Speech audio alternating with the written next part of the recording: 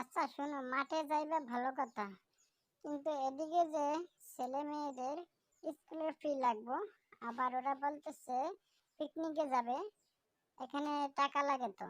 আজকালকার সবজির যে দাম, বাজারে তো মানুষ কিনতেই চায় না। খেতে আবার নষ্ট হয়ে যাইতেছে সবজি। এতে সংসার চালাতে কষ্ট হইতেছে। কিভাবে পোলাপানের পড়ালেখা চালাইবো? এই কথা বললে কি সংসার চলবো? ফলাফানি বুঝবো? সংসারে চালাইতে হইব, নিজেরা খাইতে করতে হইব, ফলাফানকে মানুষ করতে হইব। কি করা যায় সেটা ভাবো আগে। বুঝি তো সবই রে বউ, করবোটা কি? এত কষ্ট করে রইদে ফুইরা সবজি কইরা আজকে কোনোই দাম নাই। খেতে ফুইরা নষ্ট হইতেছে, বিক্রিও করতে পারি না। কিভাবে সংসার চালাবো বুঝতেছি না। আচ্ছা দেখি কি করা যায়।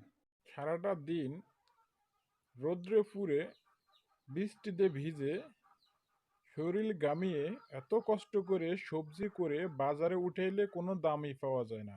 এত কষ্ট করে সবজি করে কি লাভ হইব আমাদের? কি শফিক, একা একা কি বলতেছো? কোনো সমস্যা নাকি?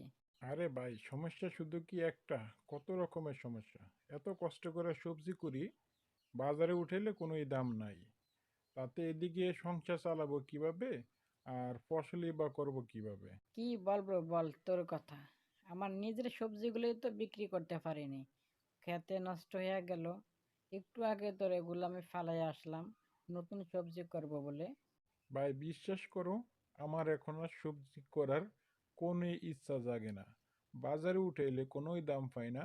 এদিকে ঔষধ দিতে দিতে আমাদের পকেট ফাঁকা। কি আর করব, সবজি ছাড়া তো কিছু করতেও পারি না। লস হয় আর লাভ হয়, সবজি তো করতেই হয়। শিখছি এটা, এখন চলতে এভাবে। আসো হ্যাঁ। এত কষ্ট করে সবজি করে আর সবজি ফেলে দিতে হয়। বাজারে আমাদের কোনোই দাম নাই।